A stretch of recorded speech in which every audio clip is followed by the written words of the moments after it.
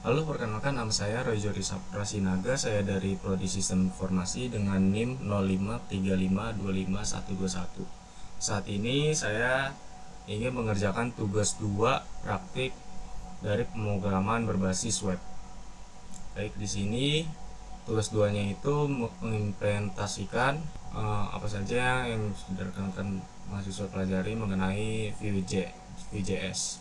Oke, jadi di sini mahasiswa mampu mengimplementasikan konsep sistem perorganisasi kode JavaScript framework menggunakan Vue.js untuk membangun antarmuka dan alur interaktif dari aplikasi pemesanan, bahan ajar, sikap untuk sistem kebutuhan proses pemesanan dan distribusi bahan ajar di UTM.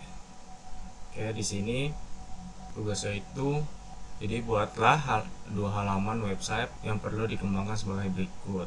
Jadi yang pertama itu halaman stok bahan ajar. Jadi di sini tuh kita hanya melanjutkan saja dari tugas 1. Jadi di sini tadi stok bahan ajar. Jadi untuk bahan ajarnya, untuk stoknya di sini, dan untuk data bahan ajarnya di sini.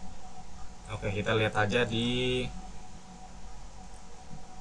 ini saja. Kita go live.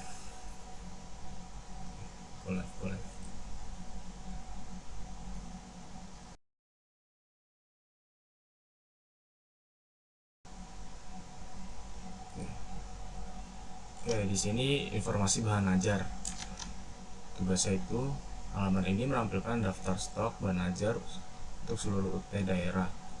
Oke. Oke, di sini udah tertampil ya daftar stok bahan ajarnya. Jadi di sini kode mata kuliah dan nama mata kuliah, kode judul, kategori mata kuliah, UT daerah, lokasi rak, jumlah stok bahan ajar, jumlah stok safety bahan ajar, status, dan catatan. Oke. Di sini terlihat ya untuk kode, judul, kategori, lokasi rak, harga, jumlah, dan status, dan catatan. Jadi kalau kita mengedit di sini juga bisa. Jadi di sini kita untuk filternya itu sudah ada pilihannya, itu mau di Jakarta, Surabaya, Makassar, semua kategori, dan urutan berdasarkan judul. Nah, di sini untuk refresh. Jadi di sini urut berdasar judul, jadi judulnya ini, dan berdasarkan jumlah dari harga terkecil sampai berdasarkan jumlah dari yang kecil sampai yang besar. Untuk harganya juga sama, dari yang kecil sampai yang termahal. Oke, setelah itu untuk codingannya itu ada di kode, judul, kategori, UPJJ, lokasi rak, harga, quantity, catatan HTML. Itu di sini ya. Oke, setelah itu kita kembali lagi ke tugasnya. Terdapat fitur mengedit data bahan ajar. Untuk fiturnya sini udah ada. Lalu di sini terdapat fitur melakukan filter, sort, silahkan bebas menggunakan elemen. Terdapat filter stok berdasarkan UT. Oke. Ini oke. Di sini untuk mengedit. Di sini kita untuk menambahkan stok bahan ajarnya. Lalu kita lanjut ke menampilkan status dari stok bahan ajar, memberikan status aman dengan menggunakan simbol yang memberikan tanda kesan aman ataupun teks berwarna hijau. Oke, di sini untuk reset filternya itu di sini di stok bahan ajar, status teks. If menggunakan item quantity, return kalau misalnya kita tidak mengisi itu kosong. Lalu kalau misalnya kita lebih sedikit itu tulisannya menipis sedikit lebih, maksudnya itu di bawah 10 itu stoknya akan menipis, dan kalau misalnya di atasnya pun itu stoknya akan seperti ini nih, itu stoknya akan aman. Itu di sini ya untuk statusnya. ya. Nah, seperti yang tadi aku bilang, jadi di atas 10 itu aman, kalau misalnya di bawah 10 itu menipis stoknya. Setelah itu kita lanjut lagi kembali ke tugasnya. Kita di sini terdapat fitur untuk menambahkan data bahan ajar baru melalui formulir kecil dan melakukan validasi sederhana untuk setiap data file. Oke, seperti yang tadi itu terdapat fitur untuk mengedit stok bahan ajar. Oke, di sini kita sekarang menambahkan bahan ajarnya. Oke, kita masukin aja stok bahan ajar SIP ya.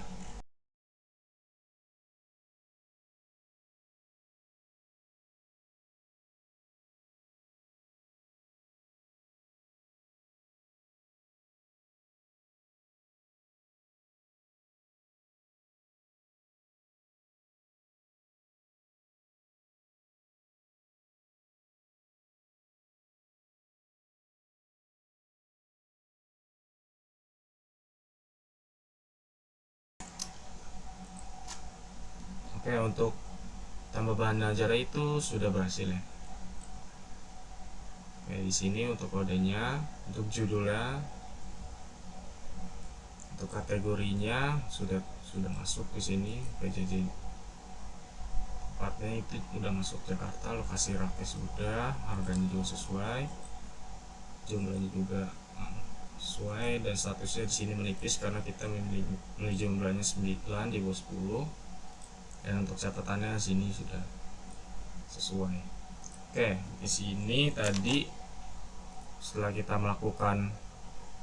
menambahkan data bahan ajar, itu kita akan melakukan validasi sederhana. Untuk validasi sederhana itu di sini kita bisa edit di aksi, kita bisa edit. Misalnya kita mau ganti untuk judulnya yang lain, misalnya sistem informasi. Lalu di sini kita ganti menjadi 10. Oke, di sini untuk statusnya menjadi aman. Oke. Lalu kita misalnya mau menghapus pun juga bisa. Di sini kita hapus. Lalu sini juga bisa terhapus. Oke. Oke, setelah itu kita masuk ke nomor 2, tracking delivery order. Jadi halaman ini menampilkan halaman untuk tracking status pengiriman DO bahan ajar seperti pada tugas praktik 1. Tapi di sini perlu menerapkan penggunaan framework. Oke, di sini untuk trackingnya, di sini nomor DO-nya ya. Oke, untuk nomor DO-nya itu kita auto generate nomor DO ya ketika submit. Jadi di sini misalnya kita masukin name kita, namanya. Oke, untuk ekspedisinya kita 3 hari sampai 5 hari. Untuk paketnya kita menggunakan paket IPS dasar. Oke, di sini kita masukin tanggalnya, tanggal sekarang. Oke, untuk data berhasil disimpan, nomor DO-nya sini.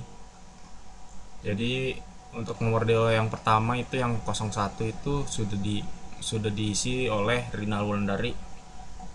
Dan untuk nomor DO yang 02 ini itu udah diisi nama Roy Sinaga. Oke, nama saya. Oke, setelah itu nomor DO ini akan terus berlanjut, itu 03, 04, 05, 06 sampai seterusnya.